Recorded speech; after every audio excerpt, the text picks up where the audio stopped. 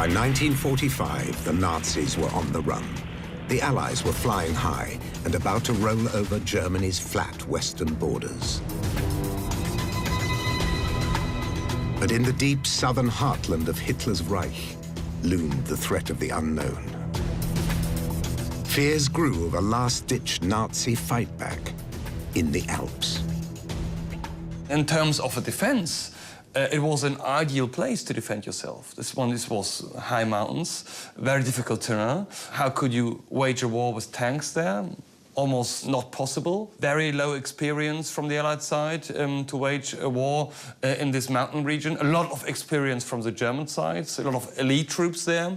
They knew there were a lot of SS troops in Austria, so uncertainty. Amid such uncertainty came evidence of the Western Allies' worst fears.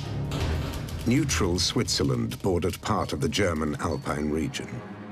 The American intelligence chief in Bern, Alan Dulles, had a grim report. It suggested that a fanatical elite was massing in the mountains. A hardcore led by those with death heads on their caps. The merciless SS would spearhead a desperate guerrilla war from an Alpine fortress. It was the very fact that the Bavarian and Austrian mountains seemed to lend themselves so well to guerrilla warfare that this horrible idea, because it represented a nightmare for Allied military strategists, that this horrible idea started to gain currency. The horrible idea was an ultimate nightmare for the advancing Allies. An Alpenfestung, or Alpine fortress, extending into northern Austria. Defended by thousands of troops, steeling themselves for a final do-or-die fight for the fatherland. Their fingers on the triggers of an arsenal of secret weapons hidden in crags and crannies. At this time, in January 1945, they didn't know what was going on when they entered Germany. And they were taken by surprise by the Battle of Bulge, was a German counterattack in December 1944. And they didn't expect that. So the question was, yes, we have won the war. This is clear. But, I mean, are we able to cross the Rhine? Are there some secret weapons still? Is there somehow a secret counterattack prepared? So it was all uncertain. Uncertainty and fears of so-called wonder weapons were understandable. The Germans had already developed ballistic missiles and jet planes. And other, more fearsome, more destructive horrors were on Nazi drawing boards. What the Allies decided to do was to be prudent, to assume, given Hitler's nature, given the fanaticism of the SS and the fact the SS probably controlled the German state by then, to prepare for the worst. The Alpine Redoubt was the worst. It was the worst case scenario that anyone could imagine, and they felt they had to prepare for it. Some tunnels and bunkers had already been excavated in existing salt mines. Even today, the crumbling remains of the would-be Alpine fortress are well hidden. One tunnel complex near the Austrian city of Salzburg was to be the command center of the Nazi Alpine fortress.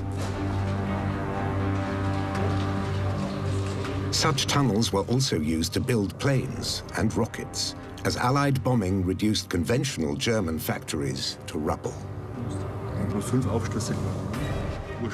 This is where, according to the plans for the Alpine fortress, the high command of the SS would have been situated, led by Himmler. Himmler's documents in Berlin were already packaged and addressed. The complex extends over 6,000 square meters, and the plan was for 22,000 square meters. As well as bunkers below, the Germans seemed to be amassing manpower above. Senior Nazis gathered in the Alps. SS Chief Heinrich Himmler's deputy, Ernst Kaltenbrunner, moved back to his native Austria, to a villa above the spa town of Altausee. Himmler named him commander-in-chief of all forces in southern Europe. He would coordinate the Nazi fightback from a region he knew well. He was somehow in charge of the secret police and the political police, so he was quite a very important figure in the SS world. Another influential Austrian SS man was lurking in the Alps. The presence of SS commando leader Lieutenant Colonel Otto Skorzeny was yet more evidence of an Alpine fortress. Otto Skorzeny was Austrian by birth and was a weird figure with almost no military training, but he was very clever to establish himself in the SS world. At this time of the war, in April 1945, he was in command of what we call the Special Forces, the SS Special Forces, the command units. And he was able to withdraw 2 of his command units from the Eastern Front to Austria. And this should have been the core of the defense force of the Alpine fortress. The region bordering southern Bavaria and Austria was already riddled with old mining tunnels. Some of them were extended and used to build weapons. Schwaz is the site of old Austrian silver mines near the German border. One shaft runs deep into the mountain and a haunting Nazi ruin.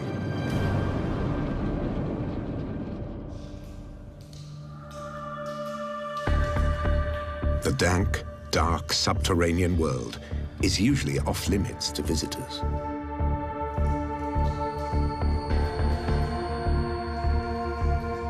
Two kilometers inside the mountain, a broken steel and concrete shell of an underground aircraft factory is slowly rotting away. Bits of rusting metal lie scattered across the stony floors. The corroded remains of aircraft parts, abandoned before workers had the chance to put them together.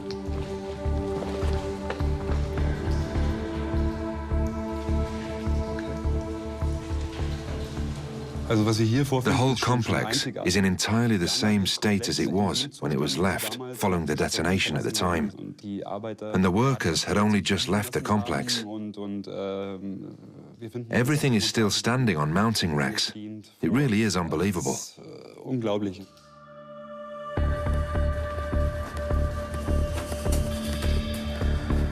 Deep underground, far from the threat of Allied aerial bombing, the old mining tunnels were ideal places to build weapons.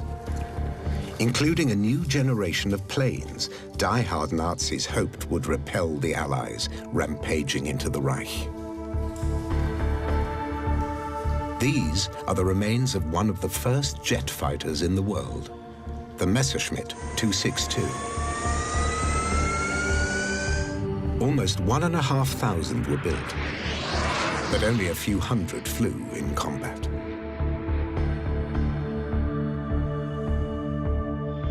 The Germans had also developed a jet-powered bomber.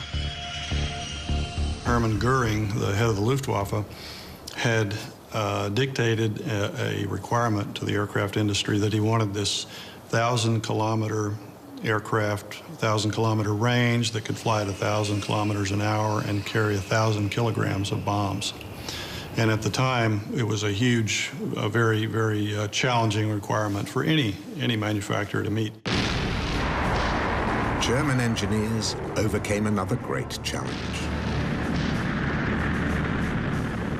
and had developed the world's first long-range ballistic missile, the V2. SS Chief Heinrich Himmler was one of many top Nazis who had visited the V2 testing facility at Peenemünde. More than 1,000 V2s were fired at Britain. They were the pinnacle of rocket technology at the time, flying some 80 kilometers above the Earth. V2s sparked fear and devastation. They are estimated to have killed almost 3,000 people. Launched from mobile ramps, V2s were another potential threat from an Alpine fortress.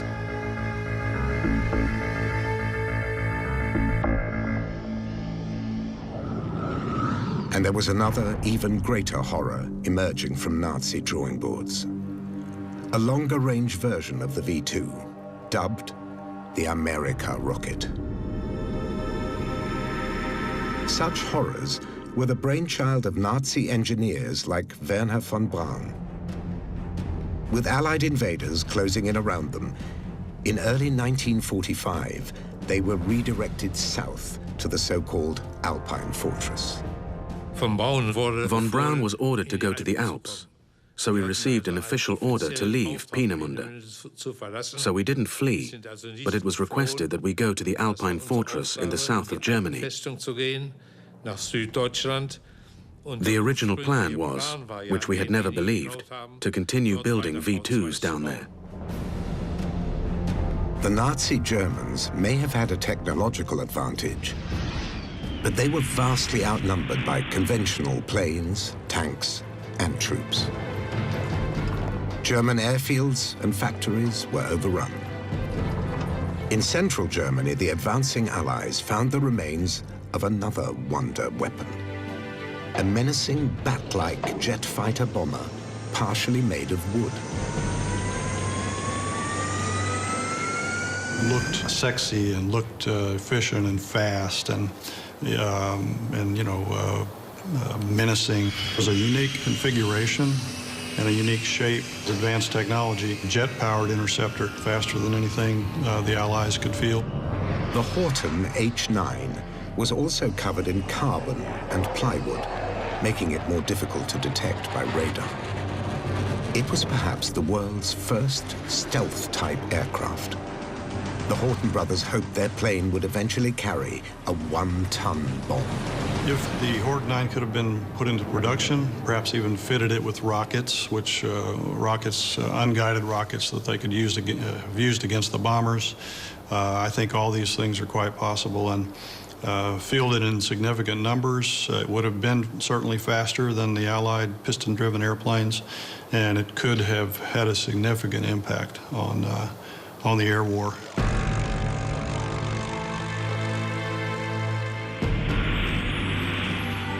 Conventional planes were still winning the war for the Allies, but the possibility of a German counterstrike from the Alps forced a change in tactics.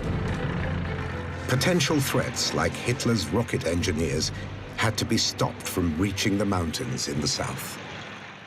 General Eisenhower, because of his fear of a final Nazi campaign in the mountains of southern Bavaria and Austria, decides to cut Germany in half to prevent troops, Wehrmacht and SS troops from the northern part of Germany to go south to Bavaria and Austria.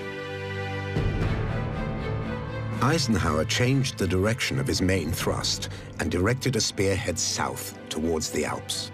He doesn't want to see them filling the mountains with material, ammunition, more troops. So Allied strategy is directly affected. How long would it take to defeat 300,000 Nazis armed to the teeth in the mountains? No one knew. The rocket engineers from the Baltic coast evaded the Allied advance and made it to the Alps. They were a vital asset to be protected in the barracks of the Gebirgsjäger, or mountain troops.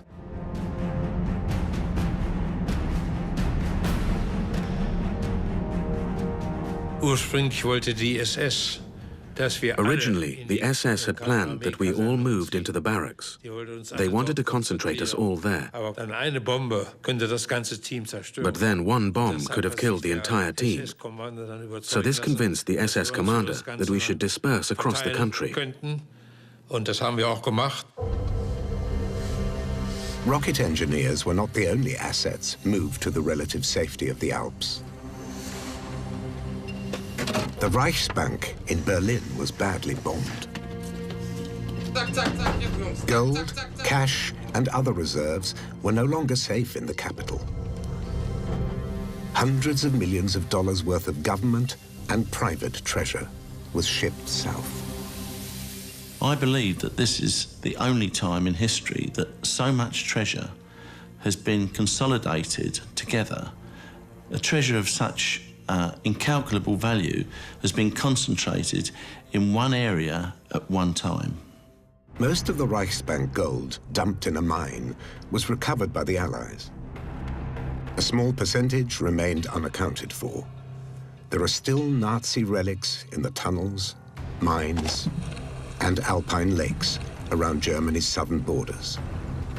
Some believe that fabled Nazi treasure still lies hidden in the region where Hitler's die-hard disciples planned to raise an alpine fortress.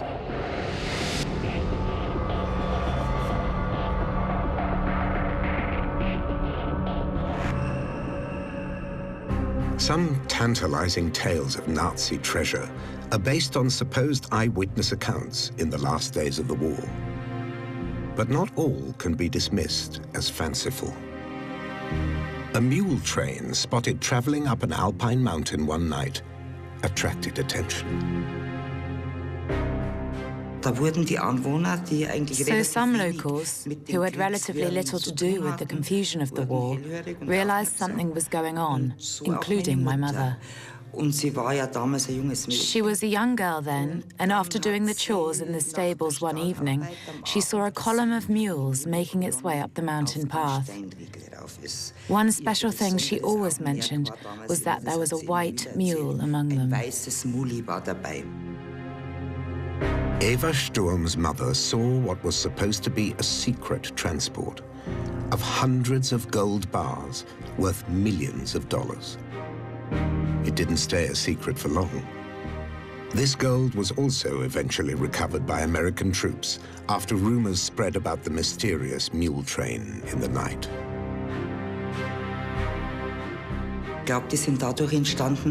I think the rumors started because there were a few forest workers who saw these bags. So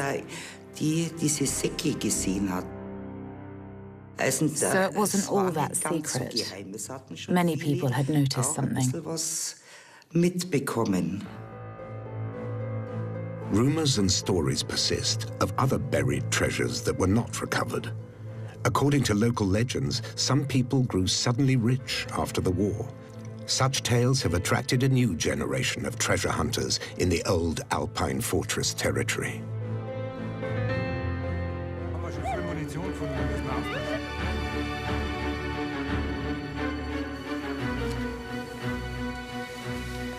Oh, yeah. Oh, there's something here. We're at the end of our expertise here. We need someone to help us. A bomb disposal team confirmed that they were right to be cautious. Jürgen and fellow treasure hunters found a cache of live rifle grenades.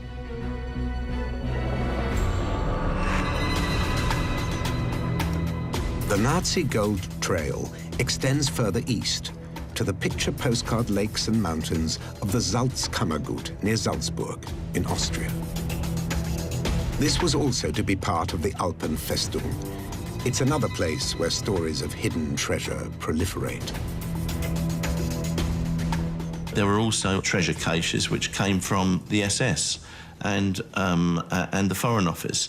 Everybody had evacuated their individual treasures, as you might say, down to this area. As well as gold, priceless artworks taken from private collectors, churches, and museums were sent south. Hitler had intended to display art acquired by his agents in a special museum in his Austrian birth town of Linz. But as defeat loomed, the treasures were sent to salt mines for safekeeping. But not all treasures required the protective, rarefied atmosphere of a mine. The stunning lakes that are part of a UNESCO World Heritage Site have an added allure as fabled dumping grounds for Nazi gold. The Salzkammergut has been dubbed the Devil's Dustbin. Nazi relics have been recovered from the Grand Lakes, like this sign that proclaims Nazis enjoy visiting here. It probably adorned one of the many local inns, until such advertising suddenly became unfashionable in 1945. One of the many alluring stories surrounds the deep, remote lake Toplitzsee.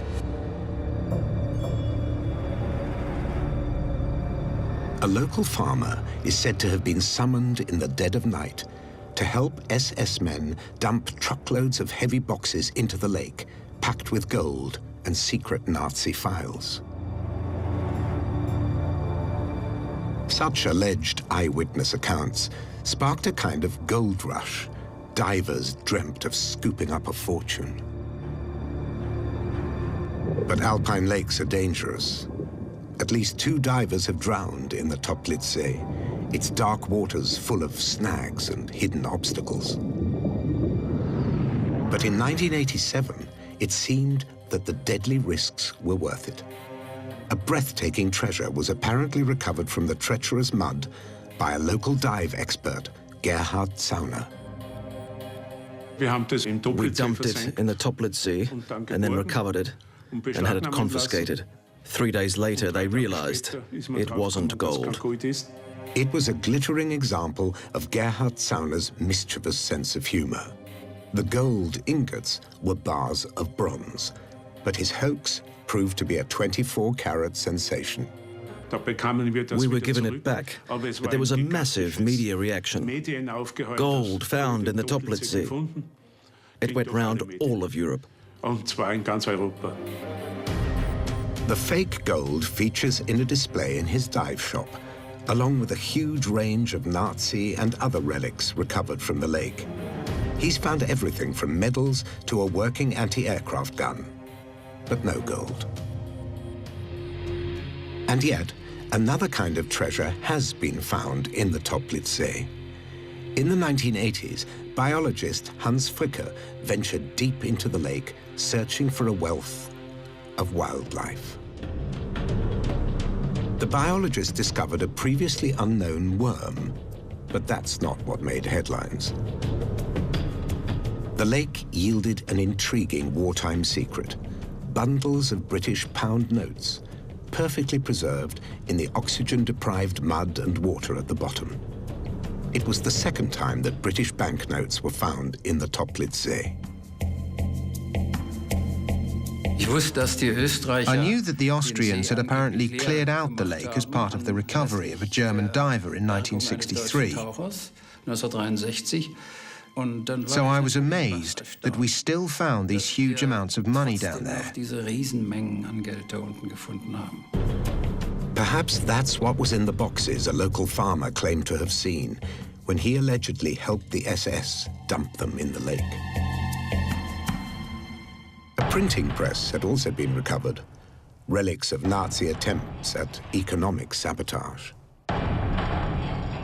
They were targeting the British economy system, the British money system. So the whole idea behind that forged banknotes was to cause inflation in Britain. The banknotes were forged in the Sachsenhausen concentration camp. As well as counterfeit currency, Nazi victims were also forced into working on underground missile factories. Nordhausen, or Dora Mittelbau, was one of them. It wasn't in the Bavarian Alps, but in the central German Harz Mountains. When American forces liberated the camp, only a few victims remained. The rocket engineers they were enslaved to serve had fled south to the so-called Alpine Fortress.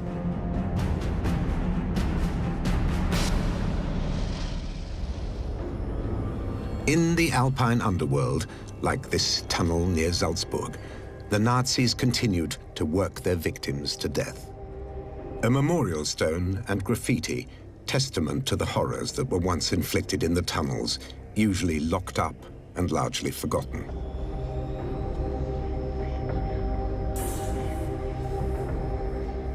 Polish, Italian, and French prisoners from the nearby Mauthausen concentration camp were among those forced into slavery.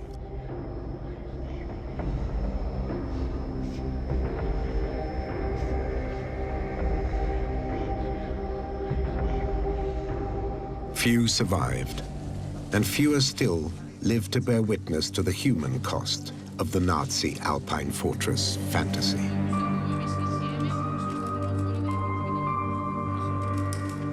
Some returned to commemorate fellow victims of Mauthausen. Like Austrian priest Johann Gruber, who smuggled food and money into the camp, but was found out. And French priest Père Jacques, who was sent to the camps for trying to save Jewish boys from the Holocaust. Both were unable to save themselves, but fellow prisoner Jean Monin managed to hold on to life.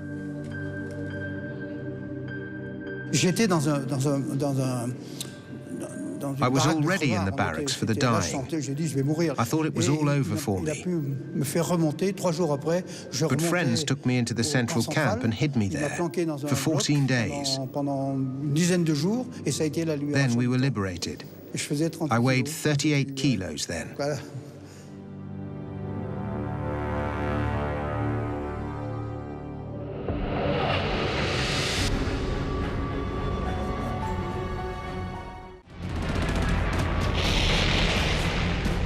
Mauthausen was one of many horrors that the Western Allies and Russians would uncover as they advanced into what was left of Hitler's Reich. The regime responsible for the murder of millions was in ruins. Wary that they could face a final fanatical fight in a Nazi Alpine fortress, the Allies had cut escape routes to the south and stormed into Bavaria itself. The American 7th Army advanced into the traditional Nazi heartland and marched into Nuremberg. Once an imposing staging ground for Hitler's elaborate rallies, the medieval city was bombed to ruins, as was much of Munich. The city that bred the Nazi movement bore telling graffiti. Concentration camps Felden, Buchenwald, I'm ashamed to be German. But few had dared to speak out when Hitler was in power, and millions paid the price. Dachau was the first concentration camp established under Nazi rule. The survivors were liberated. The oppressors became the oppressed, hunted down and forced to answer for their crimes. Others, like Adolf Eichmann, who played a key role in planning the mass murders of the Holocaust, retreated into Austria. Before he died, a fellow Nazi who worked with SS deputy Ernst Kaltenbrunner recalled a lakeside stroll with Adolf Eichmann. He complained to me that Kaltenbrunner hadn't received him and had presented him with a roll of sovereigns, English gold coins, through an adjutant. Eichmann said, I don't give a damn about that. I have my own. I want orders on how to proceed. He was one of the few who really believed in the Alpine fortress.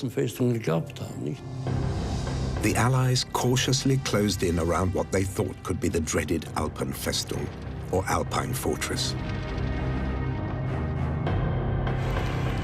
South of Austria, the German garrison in Italy surrendered.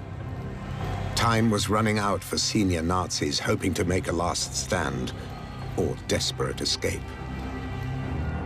The Allies continued their advance around the mountains where fanatical German forces might fight a final battle. But for important Nazis like Adolf Eichmann, there was no Alpenfestung in which to hide. He was captured, but later escaped. Others, like Himmler's deputy, Ernst Kaltenbrunner, used the threat of an Alpine fortress as a bargaining chip. Ernst Kaltenbrunner realized, well, the war is over, and how can I rescue myself? But then he said, well, there is an Alpine fortress, and there is a danger of a last battle. And he knew that the Americans, the British, were keen to end the war as soon as possible. So he must build up the danger of a last battle and then to offer something to say, well, we can avoid that. We can avoid that. And if you're going to rescue me and if I'm safe, then I will do everything possible to avoid that last battle. Kaltenbrunner was one of many Nazi war criminals who thought they could negotiate and get away with murder. Karl Wolff had participated in the deportation of the Jews of Italy to Auschwitz. He had to sell something to save himself. And so what he offered was the key to unlocking the Alpine fortress. Once they got into the Alps, the Allies realized there was no fortress, no fanatics wielding wonder weapons in a last-ditch fight. The problem is, if you want to have a fortress, you must build a fortress. You must have time to build fortifications, barbed wire trenches, bunkers, shelters, whatever. It was far too late. So even if we ask the question, what happens if, there was absolutely no chance for them to have more than just a last battle of 1 or 2 days. For some senior Nazis, the Alpine fortress was a ruse that bought them time to escape justice. A group of SS men who should have gotten to know the hangman retired and lived out their days. That was the basic effect of the negotiation. These SS men who offered something they couldn't give managed to escape justice. Other prominent Germans were also keen to talk to the Western Allies. Rocket engineers like Werner von Braun developed the V-2 missiles that killed many thousands of innocent civilians. Yet they were given new lives in the United States to continue their work. I don't think it was a big problem for him. It certainly wasn't a big problem for me. I could see the advantages that we could continue working on rockets here under relatively good conditions, while there was pretty much nothing happening in Germany for many years.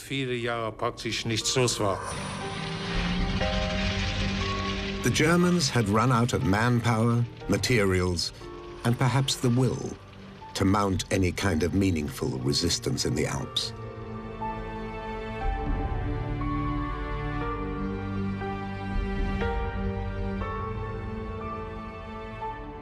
The Wehrmacht and the Waffen-SS was beaten by April 1945. There was almost nothing left. So there was resistance west of the Rhine, but not very much east of the Rhine. There was resistance in Hungary from hardcore SS units, but not in Austria anymore. Nothing was prepared. There was no fortress. There was nothing there. It was just a peaceful lakes, peaceful alpine region. There was a spring, nice weather. In the calm that followed the spectacular fall of Hitler's Reich, lesser-known Nazis like Adolf Eichmann slipped away. But there was no escape for the larger-than-life figure of Luftwaffe chief Hermann Göring, who also fled south.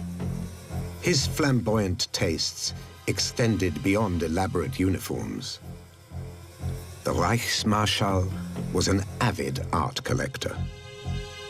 But the art treasures of senior Nazis like Göring and Albert Speer came from dubious sources. Ironically, some Nazi art ended up hidden in Austria, where it had originated, taken from Jewish owners after the Nazi annexation in 1938.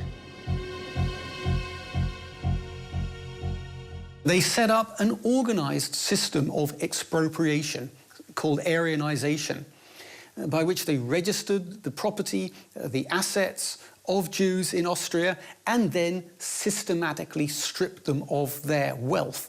Now, the art collections were part of that asset stripping process, and German art dealers moved in and removed systematically, metaphorically speaking, at gunpoint, the art collections of Jewish art dealers and art collectors.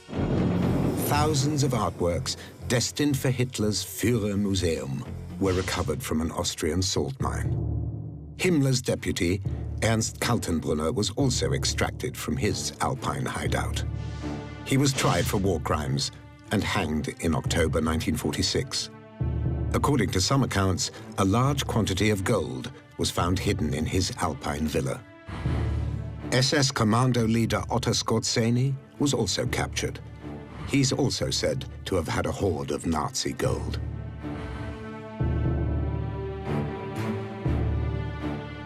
He was interrogated by the American Army Counterintelligence Corps, and when he was interrogated, it seems that he forgot to mention anything about the vast treasure that he'd actually taken possession of. The SS Major is the subject of many intriguing tales. One says he was sent to France in search of the Holy Grail. Despite admitting that he and his men fought in American uniforms, he was spared, and some say extremely rich. Skorzeny received a treasure from Josef Spassel, a senior SS administrator. He had orders to get in touch with Skorzeny, and of course he handed over a tremendous amount of treasure to Skorzeny, which has disappeared. It's yet another alluring story of hidden Nazi loot that inspires treasure hunters to this day. Skorzeny and his troops were once camped near the Austrian lake of Erdensee. Evidence of their presence was found in the mud. I marked all the underground springs here for the hydrographic office. This lake is like a gigantic bog, and during this work, I found a ring.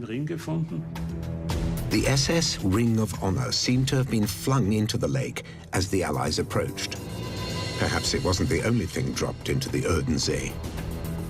Another tale has emerged of mysterious goods dumped into the water. There was a forester who told us there was an Alpine hut here, and a high-ranking SS officer had come to get the key. And then they went down and took stuff out of the hut to the middle of the lake. And then they dumped it there. Now, we didn't find anything because there is so much mud there.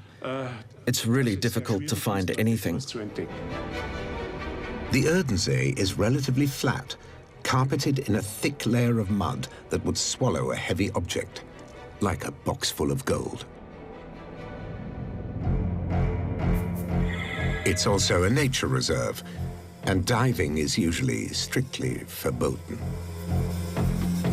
Tentative permission was given for a search of the lake. From a boat loaded with state-of-the-art radar scanning equipment.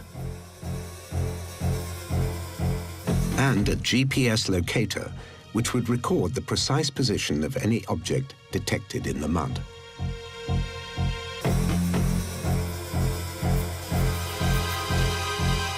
A radar map of the lake floor revealed a box-like shape in the mud. Was this Otto Skorzeny's gold? Austrian forestry officials were unimpressed and forbade any diving. At least one historian is also highly skeptical. This is all a myth, and it's all driven by this perception of Indiana Jones. This is a good story for a Hollywood film, definitely, but has nothing at all to do with history. We know that they sometimes try to hide the gold, but this was recovered quite quickly. But legends like that of Skorzeny's loot won't die.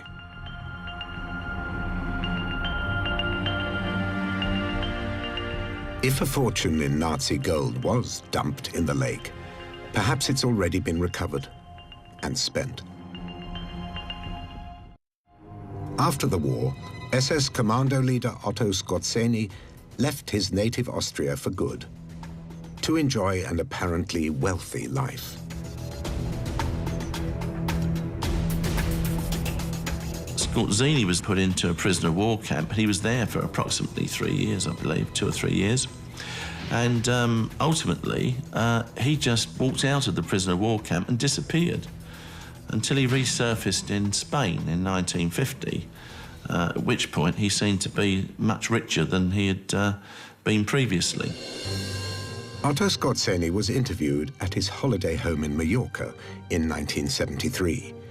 Ruled by the fascist dictator Franco, Spain was a safe haven for unrepentant Nazis.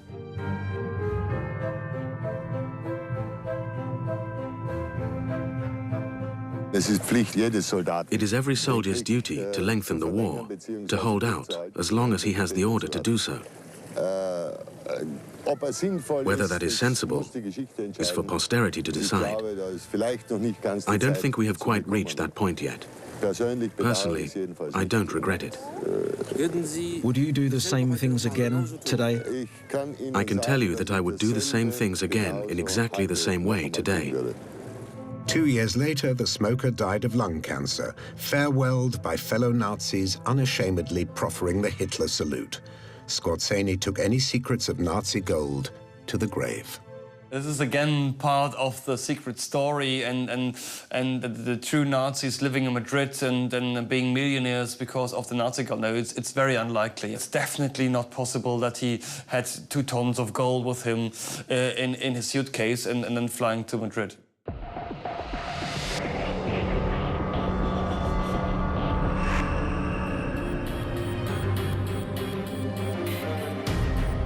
Back around the German Alpine town of Garmisch, the hunt for fabled Nazi gold goes on.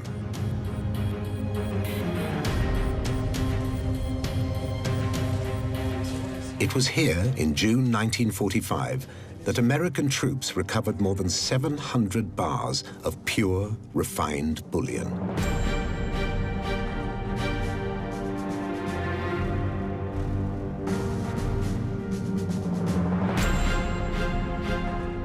The hoard was worth hundreds of millions of dollars.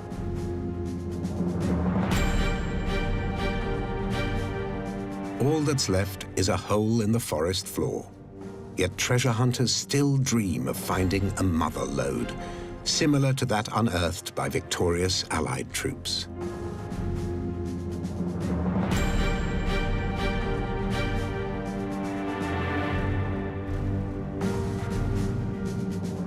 The riches that were recovered were transferred to a special Allied commission. A lot of the treasure was found in the 1940s, but an awful lot of treasure just disappeared. Some of it was stolen, some of it may very well be still there. And somebody, one day, might just find some of it. It's a prospect that continues to tantalize treasure hunters in the hills and lakes of the Alpine region, once thought to form an Alpine fortress. But the Alpenfestung was a myth. There was no fortress and no heroic last stand in the mountains of Germany and Austria. Like the Alpine fortress, the legends of Nazi gold also seem to be no more than a myth. Yet the scouring of crags and crannies goes on. German and Austrian lakes have produced a variety of Nazi relics.